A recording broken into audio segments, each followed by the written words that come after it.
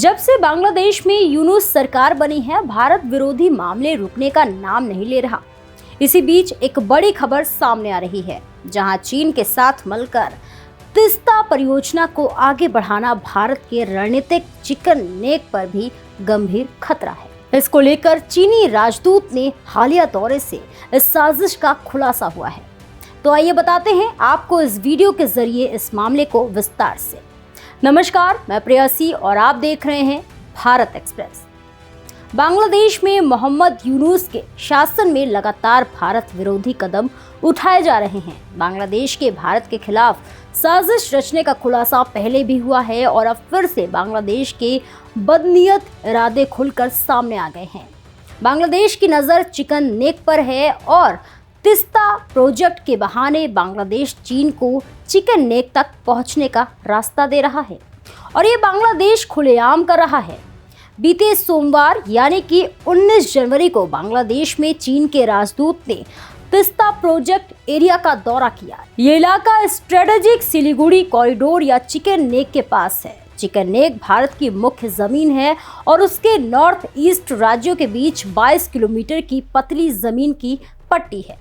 ये सिलीगुड़ी कॉरिडोर या chicken neck केवल कॉरिडोर नहीं है, बल्कि ये उत्तर पूर्व में भारत की लाइफलाइन है, जिसमें अरुणाचल प्रदेश, असम, मणिपुर, मेघालय, मिजोरम, नागालैंड, सिक्किम और त्रिपुरा शामिल है। यहाँ करीब 50 मिलियन से ज्यादा लोग रहते हैं। आपको बता दें कि ये पतला रास्ता इतना जरूरी है जो सड़क और rail network, petroleum pipeline, high voltage power transmission grid और जमीन के नीचे फाइबर ऑप्टिक केबल के बिना रुकावट आने जाने में मदद करता है, जो इस इलाके में रोजमर्रा की जिंदगी, व्यापार और डिफेंस लॉजिस्टिक्स पर असर डालते हैं।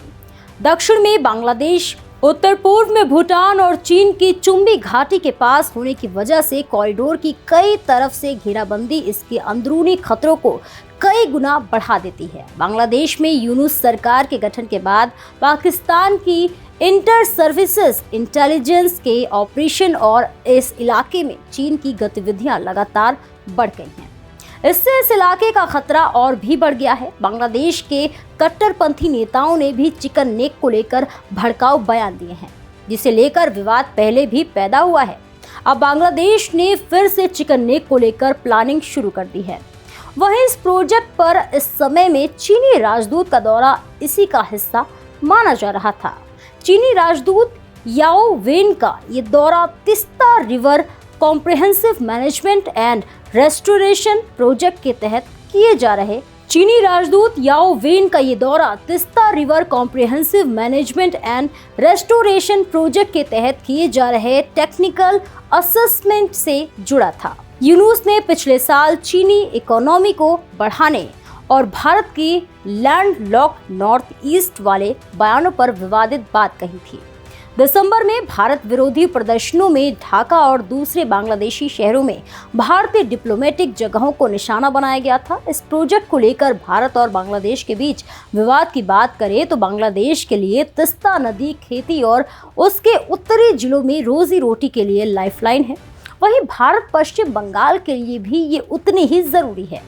इसलिए तीस्ता जल बंटवारे की स्ट्रेटजी दशकों तक खींच गई और पश्चिम बंगाल सरकार की चिंताओं के कारण कोई आखिरी समझौता नहीं हो पाया था। इस मामले को लेकर चर्चा हुई, जिसमें तीस्ता नदी कॉम्प्रिहेंसिव मैनेजमेंट और रेस्टोरेशन प्रोजेक्ट और प्रस्तावित बांग्लादेश चीन फ्रेंडशिप हॉस्पिटल शामिल थे। इस संदर्भ में चीनी राजदूत ने बताया कि वो तीस्ता प्रोजेक्ट एरिया का दौरा करेंगे और चल रहे टेक्निकल असेसमेंट को तेजी से पूरा करने के लिए चीन की प्रतिबद्धता को दोहराएंगे।